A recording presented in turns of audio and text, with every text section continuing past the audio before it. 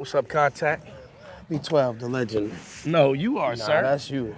I got a question for you, man. Okay. Like, going back from I'll say from a fan's perspective, and you working that in a minute, right? Okay. And you were instrumental in putting out 11.5. I'll say 11.5 was Dog one of the Day. big Yeah, Dog Day. Sorry, Yep. Dog No, that's Day okay. Records. That first album, how was that? Like putting that all together? So it's crazy. So first off, I mean, I'm gonna give all credit to Chris and Joe from Dog Day. Okay. And the reason I think you thought of the In a Minute connection was because both Joe Trajari was her name and Chris Graham, they were from In a Minute Records. They were kind of like the original A&R team over there. Okay. They had a lot of great success with In a Minute. They did RBL, Dre Dog, Totally Insane, everybody, right? Right. Master P. Right. And then they identified an issue in the industry, and that was that these artists weren't being paid. Maybe it's from their experience with In a Minute, because you heard a lot about those artists not getting paid. But Joe and Chris vowed to change that situation. So they started Dog Day Records in '94, and they started with 11.5. Now, you may or may not know this, a lot of fans do.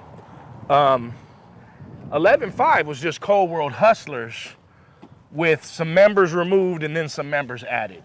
Didn't know that. Okay, so Tay to Tay was Tay the Taker Right. from Cold World Hustlers. If you remember the Herms compilation, First one. Cold Days in Yep, Hell. yep. These are cold days for real. Yep. So Tay the Tay, Jermaine, Mano, and then there was also, of course, Big Vic, the legend, and E Sick. Right. All of us from Oakdale.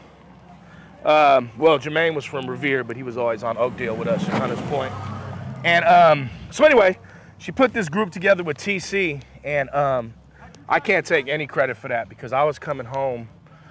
I was probably home from YA for about a year. I was working with Daric B, Rob Nonies, and I was just asked to be a road manager. So I can't take any credit for putting it together. But boy, was it a time, right? Because they made probably the first Frisco record that was just all the way musically superior, right? It sounded like The Chronic. It sounded like Snoop Dogg's record. It sounded like Mac Mall's Illegal Business. Because no disrespect to any of my Frisco brethren, but we just didn't have the musicality down yet. We had some of it, right? There were RBL records that were just amazing, right? On that Ruthless by Law record. There were, Dre Dog had the dopest samples, but there was just something missing musically. Now, what music there was, it was coming from Don the Enhancer, you know, out of Fillmore, who TC also worked with. And so that birthed Reg and Race, Premier Productions. That's why those 11.5 records sound the way they do. But anyway, you asked me about the putting it together thing. So Dog Day put this together, and they did it all like a mini major. And they hired street teams, and they hired road managers. And I remember I was working Silk the Shocker's record on Priority while I'm doing that because Joe and Chris were setting it up so that they would become like clearinghouse for everything that comes through the Bay that needed big promotion. So they weren't just being Dog Day Records, they were being a promotional arm and a management arm for a lot of artists. But it was crazy because first off, 11.5 got hated on because they weren't known in Frisco. And then when people started realizing who they were like, oh, we know them. And then it was on from there. And so that was, you know, that's what led to me doing that. If I'd never done that, I'd have never been able to do Young Black Brother right after. Because I wouldn't have had a resume. Right. I had no resume. I was just fresh home from the youth authorities, you know? And I was living in Vallejo, not in Frisco, so I wasn't tapped in with my people. Right. You know, I'm 18 years old. I'm not tapped in with anybody. So that was dope. It was a great experience. Then, of course, to me, A1 Yola was better than Phoenix for Funk. That's crazy you said that. I was about to ask you that because it seems like, I remember when the first album came out. Let's go this way. They had, you know, they had the Killer Ho, they had Garcia Vega. It was like, they had that album you can listen to all the way through, pretty much. And then the second one, it was like, I got bitches to buy me. It was like a hit. It became a little more commercial. Yes. And The crazy thing is, A1 Yola sold more faster, but Fiendin' for the Funk sold more over time. Got you. That makes sense. But A1 Yola was it. I mean, after that record, all of them should have been able to launch solo careers. Here's what's happened. No Limit came. We did West Coast Bad Boys 2. You were on, got a gold plaque. Got a gold plaque for that. And I was just in awe. These are my big brothers, and I'm watching it happen. I'm watching Tay to Tay talking to Master P, negotiating deals. And Dog Day kind of squashed it. We had Relativity and some others. But you got to understand, and that's not an attack on Dog Day, because too much, these independent labels that make these dudes successful don't get any credit. And would Relativity and Master P been calling if there was no Dog Day? No. Dog Day made it happen, right? So naturally, Joe and Chris were like, nah, we're not doing that. So 11-5's relationship at some point soured with them, and that's why you never saw the breakthrough third album. So were they still on their contract, and that's Absolutely. why they couldn't? I mean, 5 more years. Those were real record deals. But I'm gonna give Dog Day a lot of credit. 11-5 used to get to go there all the time and collect money, like a real like, hey, royalties are due, and they would come, they get their statements, they get their checks. So I learned everything I know about contractual obligations and all of that from that experience.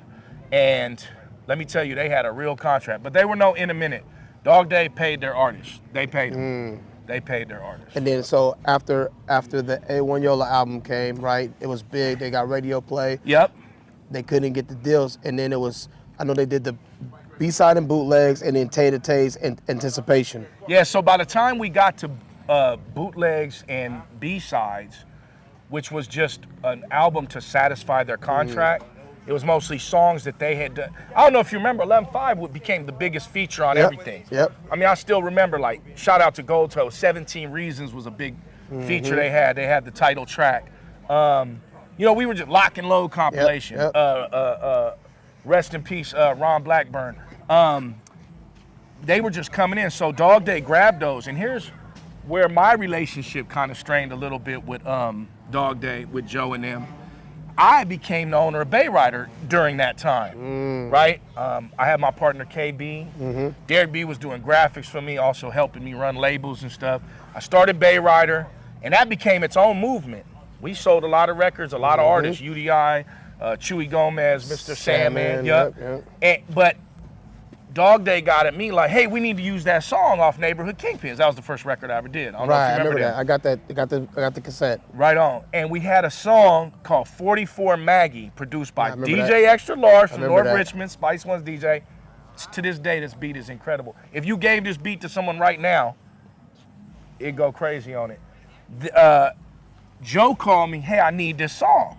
Well, of course, you got it, Joe, to use for bootlegs and B-sides. And I think she was gonna be like $500. And that song cost a lot more money than $500 to make, because in them days, everything cost more. Right. So I think somehow I didn't take the money. I don't remember what happened, but I do remember it was like, yeah, take the song. So that went on bootlegs and B-sides. But at this point, I wasn't little B12 the promoter anymore. I'm a record label owner. And that strained our relationship because I'm also guiding Tay now. So we were unable to do another big 11-5 record. So we did the Tay to Tay solo record.